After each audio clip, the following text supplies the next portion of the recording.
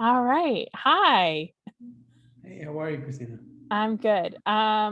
So if you're not at all familiar with Backstage as a company, we were started in the 60s as a magazine, an actor-focused magazine, and it's always kind of had two parts to the company. We've got the magazine and the editorial content, which is slightly different than other editorial magazines in that it's exclusively craft focused. We don't focus a lot on entertainment news and we don't review projects. We'll talk about projects in the sense of craft, but not a whole lot of interest in pickups and in which digital series are going, that sort of thing. Um, Really, we want to get to the heart and soul of what makes performers tick and what gets performers great jobs. And then on the flip side, how do filmmakers work and why would they choose the actors that they choose, and that relationship between filmmakers and performers that really makes the industry go round. Um, the other side of the company is our casting platform. And when we started as a magazine, it was the last few pages of the magazine. We'd put up casting notices, and there was a lot of theater at the time, some film and television, but it's 2021 and no one is casting their films out of the back of a magazine. So over the years, it's become a really robust online platform for filmmakers and content creators and theater creators. Um, the goal again being to connect filmmakers, content creators, producers, and actors. Um, the course of the last year has changed casting quite a bit. But I think the heart and soul of casting has stayed the same. It's about, not just finding the most people you can get your hands on, but the right people for your job. And being able to test them in a way that shows their skill and their talent level, but then also whether this is someone you can work with. Is this going to be a good collaborator? Is this someone who can take direction well? Um, and so throughout the last year, casting has moved primarily onto a virtual platform. And so we've rolled out a bunch of new tools to make that as close to mimicking the in-person experience as possible. So what I thought would be most helpful today is to chat a little bit about the process of casting and what casting should look like when it's going really well. And then also highlight some of the new tools that we have on the site to, again, mimic as close as possible to that in-person casting experience, um, until we can get back to normal, until we can see actors in person again. Um, and then as along the way, we're a fairly small group. So if you have questions, throw them out there and we'll just kind of stop and chat about specific projects or needs or anything like that. Sound good? Sounds great. Thank you, Christina. Yeah, we'll definitely Okay. share this with our channels throughout the next few weeks. Thank you. Sounds great. Sounds great. Okay, so in my experience, casting breaks down pretty neatly into three parts. Um, Kind of beginning with a casting notice, a breakdown, a good set of information about your project that you're getting out to the actors, with the goal being to get a good selection of actors that apply. The secret to casting is that it's a bit of a numbers game, as are most things in the film industry. Um, and so you want a good selection of actors to apply to you so that you have choices down the road. And there's a few things that you can do to increase the number of options that you have coming in from a casting notice. Is it all right, Jeffrey, if I share my screen? Sure. Okay, cool. Let me pull that up.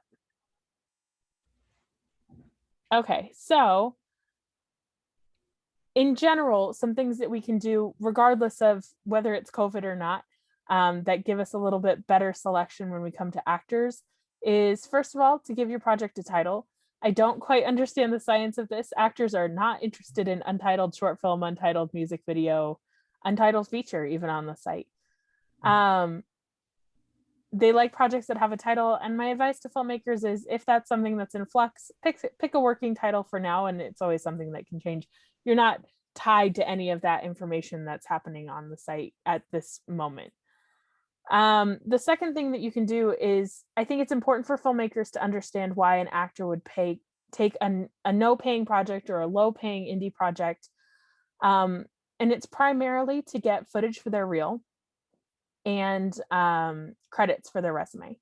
And so keeping that in mind as you're writing your casting notice, that what we're doing here is we're providing actors with footage, we're providing actors with credits and good on-set experiences, and really shaping your casting notice around that.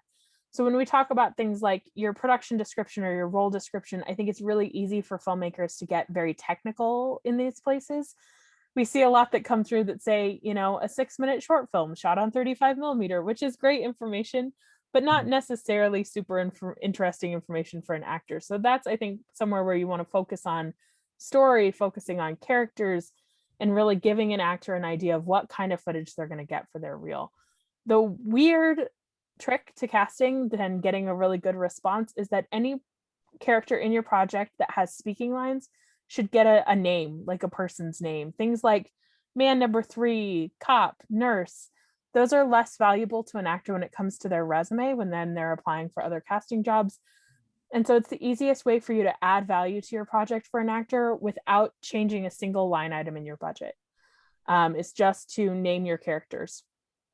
And then the thing about casting right now is that we also have to be very clear in something like a project description or compensation or shoot dates, what kind of shoot we're having, because not everything is happening on set right now. Shoots are happening remotely, shoots are happening via Zoom.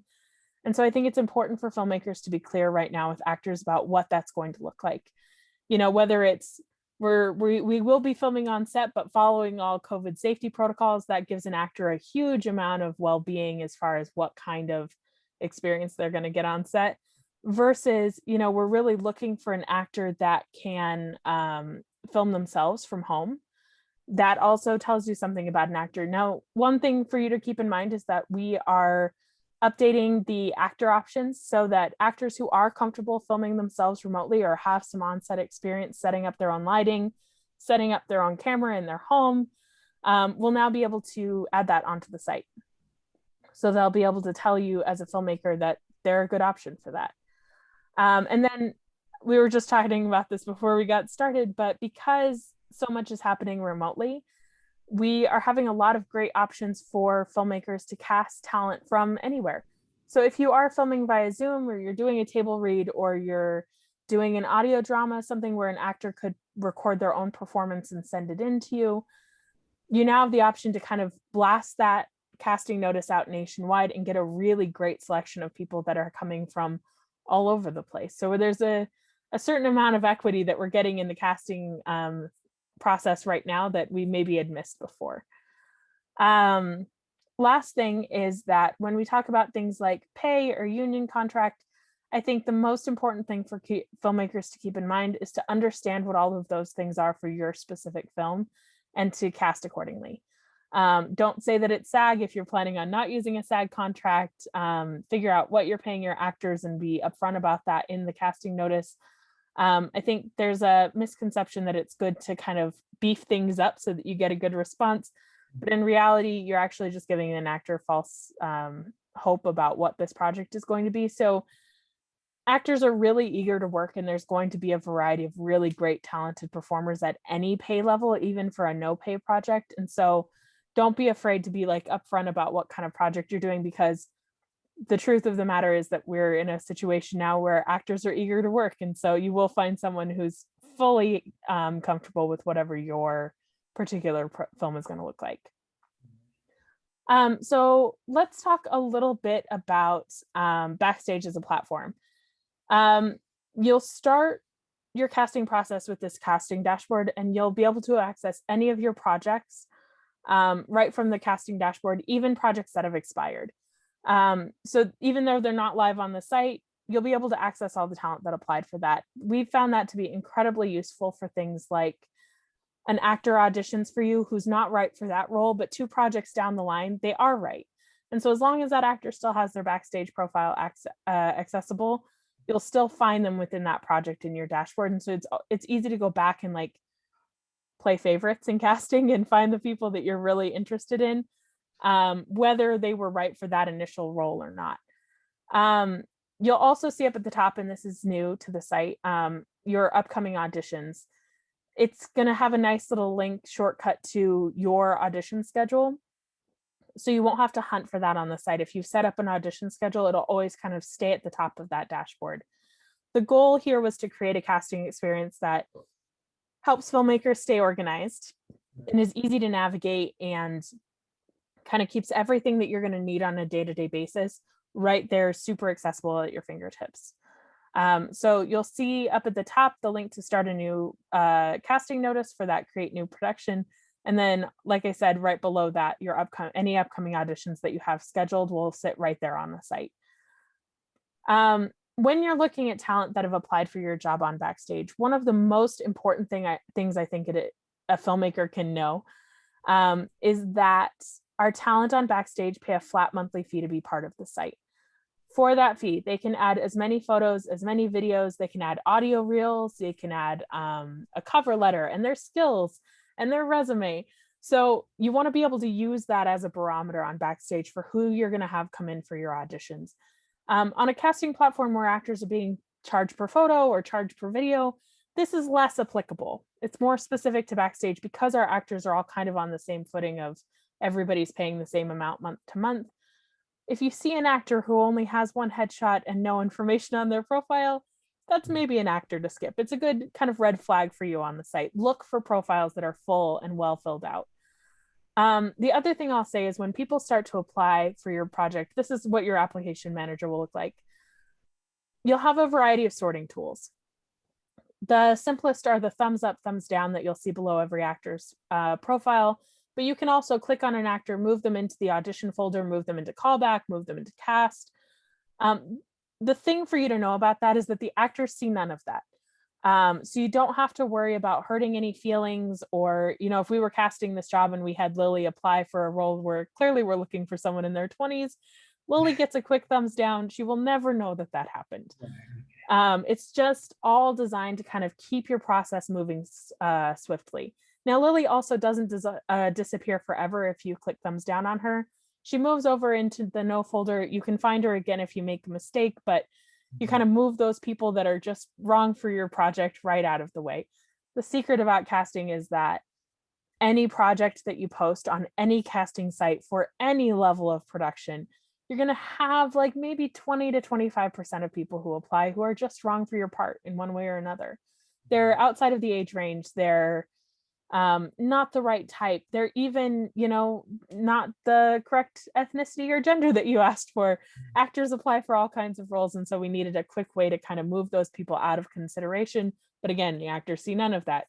They either know that you responded to their application or you didn't. The other thing you'll see beneath each actor is some shortcuts. The first is the little pen and pad. That's for you to leave notes. Again, the actors do not see any of your notes. So especially if you're working with a collaborator and maybe they've moved someone into no and you're kind of moving them back into the mix, you can leave notes for each other that the actors won't see. The next is the little envelope, and that's just to message actors. When we're having in-person auditions, that's a great way to reach out to actors and have them audition. But for now, because everything is remote, what you're really going to look for is that last icon, the person in the camera. That's going to be your shortcut to start all of your remote auditioning. I'm going to stop sharing just for 1 second and chat a little bit about the audition process. Auditions is like the second phase of casting, and the goal here is to not just test an actor's skill and talent, although we want to test that. We want people who are well-trained performers on our sets, but also to find someone who's going to be a good collaborator for you. And so auditions should be set up so that you have time to move through the material at least twice. What you're doing there is you're giving the actor one performance. That performance can be really, really good or really bad. If it's bad, it can be bad for a few reasons. And it's not just that that's not a skilled performer. Sometimes that happens. Someone slips through the cracks and they come in for your audition and they're not a very good actor. Happens to the best of us. The other thing that happens is that an actor is nervous and they whiff their first audition take. Or an actor didn't understand your audition sides. They didn't know what you were looking for. So no matter how good or bad that first audition is going to be, let them do the first take, direct them a little bit. This is where you kind of get to step into the ring and actually direct your actors, and then let them read again. So we advise that you set up your auditions to last like 15 or 20 minutes each. You want to have a little time to work with an actor. What you're testing for is can I get this actor to a good performance? You don't need to get it to the ultimate performance that you would want on set, but can I get this actor to something that feels authentic and real to the character? You're also testing for, is this someone who takes direction well? Because if someone gives you a really great first audition and then you direct them, because now you're testing for directability and collaboration, and they give you the exact same really good audition the second time, that's an actor who's not taking your direction. No matter how skilled they are, it's not someone who's going to collaborate well with you on set. So all of that in mind, I am a huge advocate for in-person auditions when safe to do so. But let's talk about how we can kind of mimic that in the virtual realm. There's a few ways to kind of get through that process and test for both of those things virtually. So the first one, I'll come back up to my screen share. The first one is going to be a self-tape. Now, self-tapes have been around in the industry forever. I am sort of famously not a huge fan of self-tapes because there's a few things that you're missing, but they are a really good tool right now to kind of get into the nuts and bolts of what an actor can and can't do and kind of weed out those people that maybe just aren't a good performer from taking up more of your audition time. Super simple to send a self-tape request through the site. You'll click on the little camera, you'll choose self-tape, you'll send this off to your actor with a little note to Wade. I always advise filmmakers to give a little context in this note because the actor doesn't have the benefit of having you in person with them. You're going to give them a little bit of context about the audition sides. What kind of scene is this? Is this the big emotional through line of the film, or is this something that is maybe a more mundane day-to-day scene for your character? You'll attach the script sides, send it off, and Wade will send you a self-tape back. The nice thing about Backstage is that he will send that self-tape through the site, and it will stay nice and neat in that application manager with his application to your project. And so if you move him bucket to bucket, Wade did a great job, and now we're going to move him to callback. The audition stays a part of his profile no matter where you move him. And it doesn't take up any room on your computer, and you don't have to sort those files. Everything, again, stays nice and neat for you. What you're missing in a self-tape is knowing a little bit more about the circumstances of the actor's audition. If an actor sends you a really great self-tape, sometimes that's their first take and they're a really good actor. And sometimes it's their 87th take and they've been standing in their apartment all day.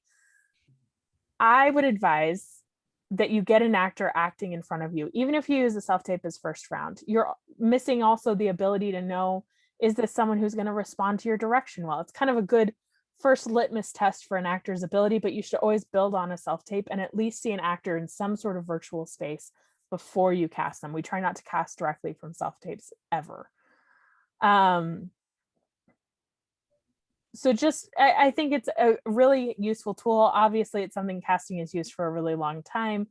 But again, I think it shouldn't be the end all and be all of your casting experience because, again, you're trying to mimic as much as possible having an actor in a room in front of you. Even going as far as doing a Zoom casting after the first self-tape, if the actor passes the first round, just giving them some direction, live, virtual directions. For Pete's sake, get them on FaceTime for 5 minutes and at least find out if this is a diva who's going to make your set miserable, Getting a sense of an actor's personality, a sense of how you work with them, anything works. But I think we use it often as a good first step to kind of sort actors into people we're interested in and people that maybe turned in a really bad self-tape, and so they're not someone we're going to schedule an audition with. Okay, so the other thing that we've rolled out this year is a really robust voiceover casting tool. And I know, Chance, you said that you'd worked on an audio drama, and so this is kind of what that's aimed for. More and more filmmakers are folding in voiceover into their projects in one way or another right now because it's a really easy way to have actors film their role from home. Now on the site, you can actually post a voiceover casting notice. It looks a little different from an on-camera casting notice, but it gives you some options that are really helpful. We remove things like, height, hair color, eye color, because you don't need to know that for voiceover casting, and instead give you options like accents or dialects or languages spoken. You'll also have actors apply with their voice reel. They can now upload a complete voiceover profile and give you a sense of what kind of voiceover work they've done. It works very similar to traditional casting, but it's just another option. If there's a role that maybe you don't need to see a character on screen, it might be a good option to find them as a voiceover performer. The one thing that I'll note for filmmakers that maybe haven't cast voiceover before is that when we talk about age and gender for voiceover, we're specifically talking about the character. And voiceover actors throw their voices in all kinds of myriad of ways. And so just don't be alarmed when you have people who apply who are wildly outside of the age range, or, you know, maybe the other opposite gender or whatever it might be that doesn't seem like they're the same as your character. We're talking about what that actor can do with their voice as opposed to maybe what they would physically appear as on your screen. Right. Makes sense. And the last thing that I think is the most exciting is our virtual audition software. So, like I said, not a huge fan of remote auditioning. I really like to have actors in the room. I like to work with actors. This is the closest thing to having an actor in the room with you that I've been able to get in quarantine. It's a really neat software. It's got a few great tools for filmmakers. And most of all, I think it's really simple to use. And that's key for filmmakers because we're not messing around with something that's super complicated or takes a million years to set up. So just like with the self-tape, you'll click on that little camera icon and instead you'll choose to create a virtual audition. So the virtual audition software, creates virtual audition rooms. They look a little bit like a Zoom. I'll show you what one looks like in a minute. They are all securely done through the Backstage platform, so there's no chance of having someone randomly Zoom crash your audition day. And the other nice thing is that it creates a unique audition room for each actor. So each actor will generate their own audition room link, so there's also no chance of your actors crashing each other's auditions. If someone shows up early, they get put in their own audition room, and then you'll just wrap up with who you're with and jump into the next one. There's no chance of them kind of crossing streams. It also, like a Zoom, you'll be able to see and speak to the other actor or to the actor auditioning, but it automatically records everything that happens in the audition room. And then again, downloads it to that actor's submission for your project. So that, again, that video doesn't take up any room on your computer unless you choose to download it. It also stays neatly with the actor as you kind of move them from category to category. Your schedule will look like this. You have a bunch of customization options for your schedule. You can schedule people as far apart or as close together as you want. I wouldn't say much under 10 minutes just because the nature of technology is that people have trouble connecting. They have trouble, you know, with audio or video. And so you want to give a little bit of buffer space. 15 or 20 minutes is usually perfect. And then when it comes time for your auditions, you'll go to your audition day and you'll see each actor that you've put in the audition room. Now you're going to want to look that morning or maybe the night before for those little green check marks at the far end of the actor's thing. That just says the actor got your audition and confirmed it. It'll have a clock there if the actor has requested a new time. And then it'll also have a little, I think it's a paper airplane, if they haven't seen your audition notice yet.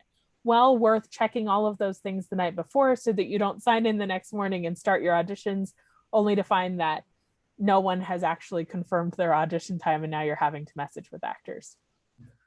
Super simple to use. If it's 5 o'clock and it's time to audition Franklin, you're just going to click that little purple camera next to his name and it'll open up the audition screen. Now, again, really nice. The audition schedule that you saw before will stay open in one tab. And when you click the purple camera, the audition room will open in a second tab. So you'll also have your audition schedule open the entire time. So again, you don't have to hunt for it between people. It'll be like on the side of the actual. Yeah, it'll just be in a separate tab in your browser. So this is what the audition room looks like. Again, for anyone who's been using Zoom throughout the pandemic, very familiar. You'll be able to, like Zoom, toggle on and off your video and your audio. You can even share your screen if there's something that you need the actors to see. And then on the far right, you'll be able to chat with your actors. If, say, you're not able to hear them or there's some sort of technical problem, you can chat with them. You can also chat with any actor who is waiting. Anybody who signed in early, or if you're maybe running a few minutes behind, you can open up that chat box and choose the waiting room and chat with anyone who's kind of sitting, waiting for their audition and say, hey, we're running 5 minutes behind, stay put, we'll be right with you. So you'll be able to not just chat with the actor that is in front of you, but anyone else who's kind of set up for your audition day. Like I said, it automatically records everything. It takes about 30 minutes after the audition is over for it to download it to the site. But then it is right there. It only records the actor side of the conversation. I got that question from a filmmaker last week. If they're going to be recorded, it'll essentially look just like a self-tape. And you'll have some editing ability if you chit chat with your actors a little bit, and then the audition will download, and you'll be able to trim it maybe down just to the audition so that you don't have to wade through all the chit chat. Yeah, that's interesting. Can you edit it with other pieces of like the other actors if you wanted to piece it together as if it was a movie, just test it to see? Not yet. We do have a couple things coming down the pipe, more editing tools, and then we're working on the ability to maybe have 2 actors in one audition room, be able to do some chemistry reads. We've been assured that that is all coming down the pipe for us. Yeah, wow. You guys don't need Zoom anymore. You do everything here. It's all on the Backstage. Well, we just found that, Zoom is great, and obviously we've all used it quite a bit through the pandemic, but it's just not necessarily particularly suited to auditions. There's enough glitchiness and enough insecurity with Zoom that this is a way to keep it all very secure so that your audition videos are not getting out into the world. You're also not having to download a million audition videos and keep them sorted on your computer. It all kind of stays within that app manager for you. Like I said, a couple things coming down the pipes. Actually, pass-through payments just launched. So for things like voiceover work or user-generated content, you'll be able to set it up so that an actor, you'll send the script to the actor, they'll record it and send it back, and you can actually pay them right through the site. So especially if you're working on commercial work, or like I said, it's great for voiceover. They send you their material. If you say you're happy with it, you pay them right through the site, and then there's no, having to move off app for that sort of thing.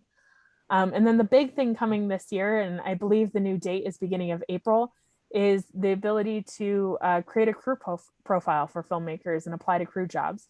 We're about to partner with a bunch of really exciting organizations to get really good jobs for filmmakers up on the site. And so that'll all launch this spring. That's great. And then the big thing is that Catch a Film Series filmmakers have a promo code. We charge a $25 fee to post a casting notice on the site. To be perfectly upfront with you, that's a paywall to stop scammers. And so because we've partnered with Katra, we want you to be able to post notices for your projects for free. And so if you use that code at checkout when you're posting a casting notice, zeroes out the cost for you. So, great, thank you. Awesome. So let me close this. The last thing I'll say about the casting process, kind of the third aspect of casting, once you're done with your auditions, is hiring actors right now is so much about communication. I think being able to communicate with actors about every element of being on set or recording remotely, it's a time of a lot of insecurity for actors, and there's a lot of variables as far as what a set looks like and what level of safety a set is at. And so keeping all of that in mind and being really communicative with your actors before they walk on set is really key right now. So as you hire actors, be keeping in mind COVID protocols, be keeping in mind the things that we may not think of. We think of as being, day-to-day things as in production. It's a good time to communicate those things to actors. Just give them as much heads up about what this all is going to look like for them as possible. That just frees the actor's mind to really focus on their performance instead of, what PPE is going to be used on set, or how am I going to set up these lights, whatever it's going to look like. Let them focus on their performance. That's great. That's great advice. Well, that's amazing. I think you guys done a tremendous job adapting. We're trying. Creating new software, new dashboards and systems for filmmakers to cast for their projects. That's great. Yeah, I think it's great because, professional casting offices have their systems that they've used forever to keep everything straight. But I think as filmmakers kind of branch into casting their own work, and, we may not have those systems down. Mm-hmm. And so making an app that works really seamlessly and is easy to use and user-friendly has been a real big focus for Backstage this year. That's great. Of course, I'm sure our filmmakers are going to love to see and learn more about this. Yeah. The way of doing things. The other thing I'll say about the site is that between our casting editors and our customer service team and our account managers, we've got a variety of people who are well-versed in casting. Many of us have come from casting offices before we joined Backstage. And so if you need help in your production, there's a little chat with me feature down at the bottom. Our customer support team will put you in touch with the right person to help, whether that's something like, I posted a really great casting notice for my film and I'm not getting the response I hoped for. They'll be able to put you in touch with someone who might be able to help you with that. Or if you're having any weird technical issues with some of the newer features, anything like that, the Backstage team is, we love casting, we love actors, but that puts us in a really good position to be on hand to help filmmakers. Awesome. Along with the crew profiles, we're rolling out a ton of filmmaker editorial resources on the site. We're going to do a big push on for emerging filmmakers, things like, how do you get those great crew jobs? What tools do you need to have, and what training do you need to have to, transition from PA to camera assistant to DP, all the way through to talking to filmmakers and content creators, which we've been doing over the last year or so. But really pushing out some great editorial support for filmmakers and content creators, so that when we're talking to actors about craft, we're doing just as much of that on the filmmaking side. Cool. That's great. Cool. That's you guys are launching that in the spring, you said, right? Sometime in April. The crew profiles to apply to jobs will launch in April. The editorial content is already starting to roll out, and so you'll start to see more and more of that, more interviews on the podcasts with filmmakers, more editorial content focused on filmmaking and crew jobs and all of that. That's awesome. Chance, do you have any questions? That was great. That was comprehensive. Yeah, and I love that you guys, it sounds like you're not using a third-party app for the virtual auditions, that it's all, in the site, which is great. That, that makes it, that streamlines it, I think, in a really cool way. Yeah, I used to use it as an actor, and I gave that up for everyone's benefit. And so now, but I haven't used it. Yeah, I haven't used it yet for as a producer or a director. So yeah, it's very very nice to have that little code. Yeah, absolutely. And I think the goal was to keep something streamlined, to make it very filmmaker friendly, and make it so that I think there used to be a bit of a barrier between maybe independent filmmakers or emerging filmmakers that can't hire casting and getting really high level talent. And so the goal this whole year has been to kind of jump that barrier for filmmakers. Yeah. It's awesome. Cool. Well, thank you. Yeah, great. Backstage is great. I've used it before as a filmmaker, and we get a lot of I remember putting up a post and just getting tons of submissions. Yeah. Good. That's what we like to hear. We like filmmakers who have options and not 3 people applied to my notice. It was great. But yeah, that's great. Thank you for doing this, Christina. Sorry, we couldn't have more filmmakers. I think it's that time. People are really, I think, ready to get back into in-person events and doing workshops. I think so too. We're all a little Zoom burned out. But we're going to share this. This is invaluable knowledge that I think our network of filmmakers who follow us and submit their works would love to check this out. Especially you guys rolling out these new tools and softwares and resources. So amazing. Well, yeah, anything we can do to help, feel free to reach out. We're happy to help support your filmmaker network. Thank you so much for that code. I'm sure people are going to use it. Of course. I'll end the recording for you. Yeah, definitely.